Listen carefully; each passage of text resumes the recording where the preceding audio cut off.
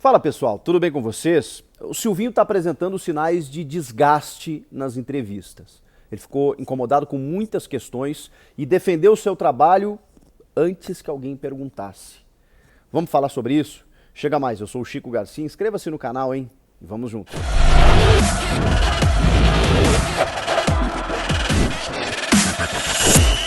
Pessoal, tenho acompanhado as entrevistas do Silvinho após os jogos. Mesmo na vitória, e especialmente nas derrotas, ele tem se incomodado com algumas coisas. Diferentemente de, sei lá, um mês atrás. Quando, por exemplo, ele argumentava que não se importava muito com rede social, com pressão de torcida, que tinha confiança da diretoria, e eu acho que existe essa confiança mesmo, e acho que isso indicava, pelo menos para mim, uma tranquilidade para ele trabalhar. Não é o que está acontecendo. Ele não está tranquilo. Eu falei até aqui nos bastidores da vitória sobre o Fortaleza, como é uma relação interessante, né, entre ele e a diretoria, como é uma relação interessante dele com os jogadores, e que isso, para mim, na minha opinião, o mantém. O mantém e pode até fazer com que ele se mantenha para o ano que vem. Mas eu estou sentindo ele incomodado com alguma coisa. Tá chegando no Silvinho alguma coisa. Por mais que ele diga que ignore a torcida, a rede social e o entorno e a parte externa, que o que importa para ele é a parte interna, eu acredito mesmo, o cara tem que se preocupar com muita coisa. Eu acredito que o Silvinho seja um trabalhador assim, árduo mesmo, com muita dedicação, chegue cedo no clube, queira resolver os problemas e tudo mais. Eu acredito em tudo isso. E às vezes realmente, né, se você ficar prestando atenção em tudo que falam de você, você não consegue exercer o teu trabalho.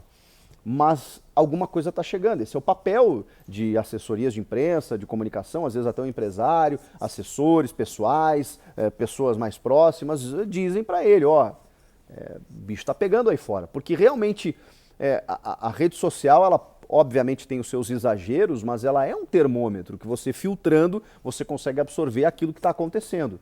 E, gente, é assustador. Mesmo nas vitórias, hashtag fora Silvinho, fora Silvinho, fora Silvinho. Quando perde, então, ainda mais da forma como perdeu, é uma enxurrada. E não só pelos resultados, e é isso que pega, talvez, o Silvinho. Porque ele não está sendo cobrado só pelos resultados. O time tem 5 vitórias seguidas em casa. Mas muitos torcedores já fizeram o diagnóstico de que algumas dessas vitórias, por exemplo, como contra a Chape e contra o Fortaleza, foram muito na volúpia da torcida. E muitas vezes por problemas que ele corrigiu, por problemas que ele mesmo criou, por escalações equivocadas que ele precisa consertar ao longo dos 90 minutos. Isso está pegando muito mal para o Silvinho. E ontem na entrevista, ele sem ser questionado, ou questionado sobre decisões específicas do campo, como por exemplo, por que insistir no Renato de falso 9? Por que colocar 2 volantes? Por que o time está com dificuldade na criação? Por que não roda mais o elenco? Por que faz apenas 3 trocas em vez de 5? Sabe? As mesmas questões específicas de jogo, ele começa a responder sobre o todo.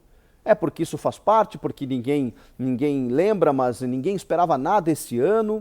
Opa, nós estamos classificando para a Libertadores, coisa que o Corinthians não está nessa situação há 2 anos. Opa, ninguém perguntou sobre isso.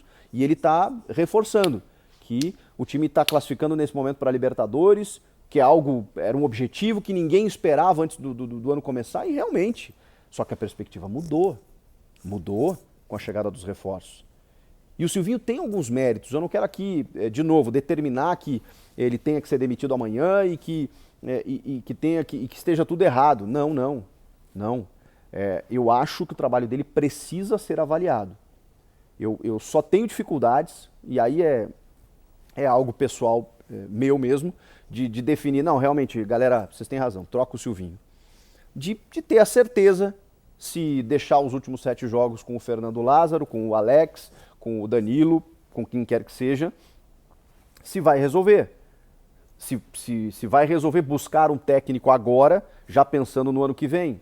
Qual técnico pegaria agora? Eu vejo vocês falando aí na rede social, Roger Machado, Vojvoda, são caras que não vão assumir agora. Nem o Roger estando desempregado, porque só pega em janeiro, nem o Vojvoda, porque está empregado no Fortaleza, com uma renovação automática de contrato, classificando para qualquer competição sul-americana, seja a Copa Sul-Americana ou a Libertadores.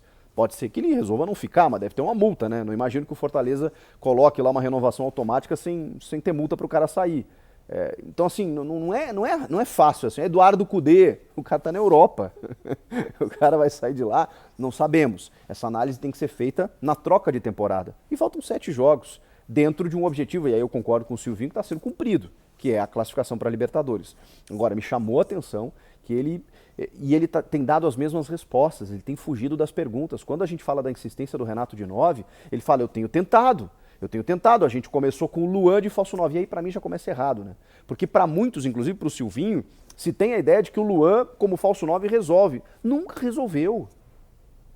Jogou esporadicamente assim no Grêmio, em alguns momentos, com um time de outra estrutura tática, num outro momento. E o próprio Luan, num outro momento técnico. O Luan brilhou no Grêmio e hoje tem características necessárias para ser o cara atrás do centroavante flutuando. E aí ele poderia render com Giuliano e Renato Augusto. Aí sim.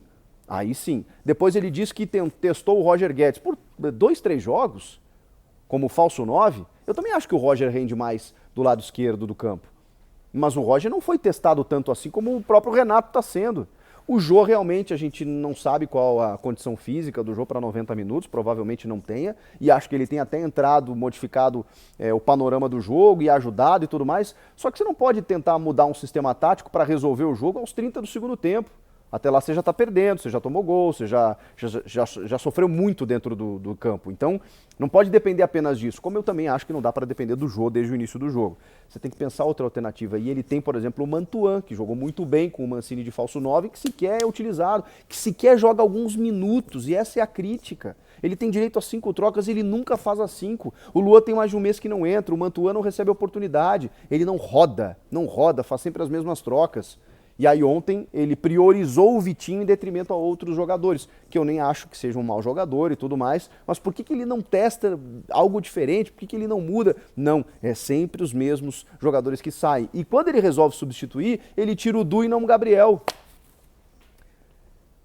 Então, assim, tá difícil realmente do Silvinho encontrar um time ideal, de encontrar soluções, e isso tá incomodando ele visivelmente. A entrevista foi dizendo que ele sabe que a diretoria tem confiança nele, que o que importa é isso, porque o trabalho dele está sendo desenvolvido e tudo mais. Se defendeu. Foi diferente de um Silvinho mais passivo, mais explicativo, mais argumentativo. Não, ele foi mais reativo nessa entrevista coletiva. E isso é óbvio que tem a ver com essa pressão externa que está chegando lá dentro. Porque esses últimos resultados foram, a gente faz o cômputo agora, né? No sufoco, nos minutos finais, muito por conta da força da torcida. Longe dela, o Corinthians foi amassado pelo Atlético Mineiro. Amassado. Sem competir. E isso é um problema. O time não competiu. O time marcou a distância, o Atlético. E aí eu dei o exemplo até na live de ontem. O Grêmio, por exemplo, que tá mal, que perdeu igual. O Grêmio agrediu mais o Atlético do que o Corinthians. O Corinthians não fez isso. O Atlético sofreu mais diante do América do que diante do Corinthians. Então, essa reflexão precisa ser feita. Em termos de elenco, em termos de trabalho, em termos de opções e em termos de se o Silvinho é o técnico para a próxima temporada. Eu estou me convencendo de que talvez seja necessária uma mudança. Minha discordância é o momento. Acho que agora não tem mais o que fazer. Então, cumpre esses 7 jogos, vê onde o time vai estar na tabela, faz o planejamento de elenco e vai para o mercado. Vai para o mercado tentar encontrar um técnico que se adapte às melhores condições das características do seu time, do seu grupo de jogadores. Eu acho que isso tem que ser feito. E aí? Já sei o que vai aparecer aqui. Fora Silvinho. Mas argumentem, por favor. E que técnicos vocês gostariam que assumisse o Corinthians? Não agora, né, gente? Porque agora, ou talvez me digam o que fazer agora, nesse momento, porque eu realmente tenho dificuldade de imaginar a diretoria. Primeiro que eu acho que não vai acontecer, mas tenho dificuldade de imaginar a diretoria fazendo alguma troca nesse momento para, meio que no desespero, aí nos últimos jogos, tentar uma vaga que na verdade está sendo conquistada. O ideal seria a fase de grupos, mas será que conseguiria uma vaga na fase de grupos nessas rodadas finais, trocando de técnico, mudando o trabalho? Isso eu tenho dúvidas efetivamente. Porque é muito fácil, né? Bota minha mãe, bota eu, bota lá. Não é assim que funciona. Vale como brincadeira, como hipérbole, como uma figura de linguagem, mas quem tem a caneta não pode botar a própria mãe ou o cara que está passando ali na rua para comandar o Corinthians. Ele precisa pensar muito bem no que fazer. E esse planejamento precisa ser feito para o ano que vem. Podem opinar à vontade. Inscreva-se no canal, eu volto na próxima. Tchau!